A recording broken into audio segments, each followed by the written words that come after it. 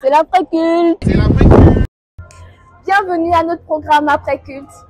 Offrons au Seigneur, reconnaissance. Son amour durera jamais, car il est bon, il est au-dessus de tout.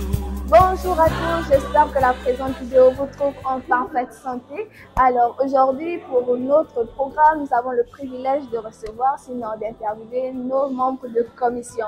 Mais avant de les écouter, je vous invite à scanner le QR code qui s'affiche présentement devant vous. Sur ce, bon dimanche à vous. Nous sommes avec la sœur Hortensia de la commission accueil. Elle va nous dire en quelques secondes ce qu'elle a retenu du culte.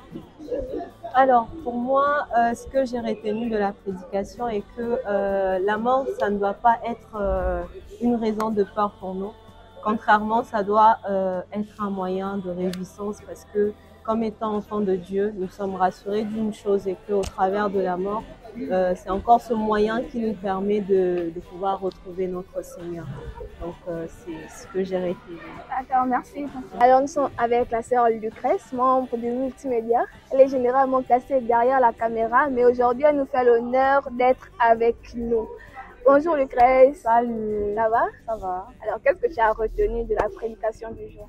Alors, le pasteur Jessica nous a édifié sur la mort, si je peux dire ça comme ça.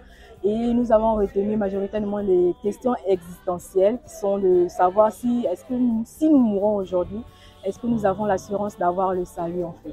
Voilà, c'est tout. Nous sommes avec le frère Jean de la chorale. Alors, qu'est-ce que tu as retenu du culte d'aujourd'hui? Le culte d'aujourd'hui était assez émouvant pour moi parce qu'on a parlé d'un thème qui est assez touchant, à savoir la mort, faire face à la mort avec Jésus-Christ. Et ce que moi j'ai retenu principalement, c'est que, comme le livre d'Ecclésiaste peut le dire, il y a un temps pour perdre et il y a un temps de rire et de joie. Donc la mort, c'est une étape qu'on ne peut pas éviter.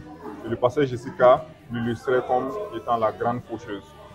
Donc moi j'ai été richement béni à savoir que nous, en tant que chrétiens, nous devons être conscients déjà de l'espérance que nous avons en Jésus-Christ et que Jésus-Christ il a vaincu la mort.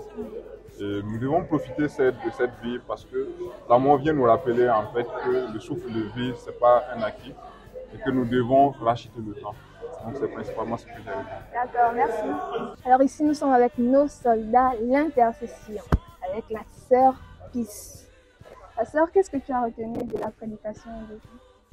Merci beaucoup. Donc, what I understood for today's message is that death is the end of all man. But as a human being, we should believe in Jesus Christ. He is the life and the resurrection. When we have assurance in Him, we have eternal life. And this is the assurance we have as Christians. Thank you.